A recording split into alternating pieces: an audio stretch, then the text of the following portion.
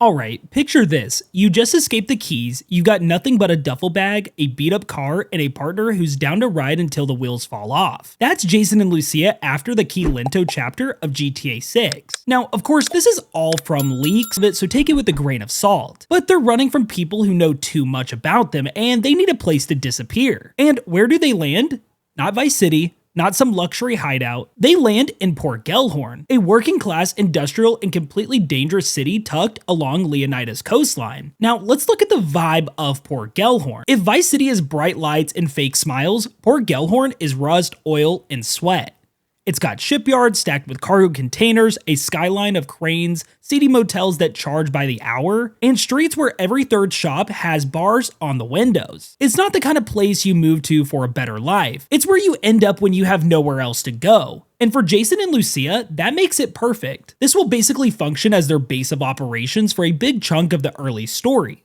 Now, again, this is from leaked footage, so we can't trust all of this. Jason and Lucia are living out of a dingy motel, planning robberies and stacking small-time scores. This is the location where we can see Hank's Waffles and Uncle Jack's Liquor. Sadly, I can't show any of this gameplay because, again, it's from the 2022 leaks. But you can basically picture Hank's Waffles as a Waffle House. We did, however, see Uncle Jack's Liquor in the first trailer. And after they're done with the Starlet Motel, they fan out across the city looking for their next big score. But let's get back to Port Gellhorn. We know from the leaked gameplay that Port Gellhorn is full of intricate buildings. Pawn shops, supermarkets, bars, laundromats, even warehouses. And it's not just walk in, shoot, and leave. Some places have security cameras you have to avoid. Some robberies are tied to world events, like the delivery van shipment in the industrial zone. So we can expect to have some delivery jobs in Port Gellhorn. And here's another wild detail. There's an event in the leaks literally called Possum Port Gellhorn. No clue how it plays out, but it tells you Rockstar's making even the wildlife feel like it's part of the city's personality. Now let's talk about the docks, because that's the beating heart of Port Gellhorn.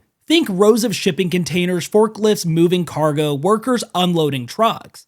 And every single one of those containers feels like it's hiding something valuable. In one clip, we can see Jason actually loot cargo containers, stashing gold or stacks of cash straight into his duffel bag. It's also where you'll run into more organized crime, smuggling jobs, illegal shipments, maybe even weapon deals. Now, this isn't confirmed, but if Rockstar's following their own history, the docks are always where the dirtiest money flows. Here's the thing, Port Gellhorn cops aren't as relentless as Vice City's.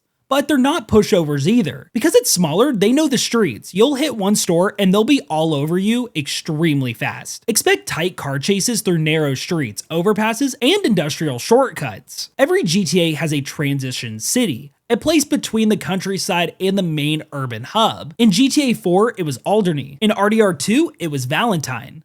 In GTA 6, we can expect Port Gellhorn to fill that role. It's where the map opens up, where you first feel that you can go anywhere and do anything. But it's still got that small town chaos where your actions have real consequences. Now, again, I feel like I have to keep saying this. This is as of the 2022 leaks, so some of this might not make it to the final game. Now, we don't exactly know what forces Jason and Lucia out of Port Gellhorn, but we do know something happens that makes them pack up and head for Vice City. And that's where the stakes really start climbing. But I'm calling it now. Players are gonna miss this place once the story moves on. It's gritty, it's dangerous, and it's the perfect place to get lost in side jobs, robberies, and trouble before the big city part of GTA 6 kicks in. So I wanna hear from you. How will you treat Port Gellhorn? Will you burn it for every dollar you can get, robbing every store and hijacking every delivery van? Or will you play it cool, using it as your base while you gear up for Vice City? Because if Rockstar's building it the way the leaks and trailers hint, this won't just be another dot on the map. This could be the most underrated city in GTA history. Now, with all that being said, if you enjoyed the video, make sure to hit that like button, subscribe, and turn on notifications for daily GTA 6 videos just like this one. Alright, with that out of the way, thank you so much for watching, and I'll catch you in the next one.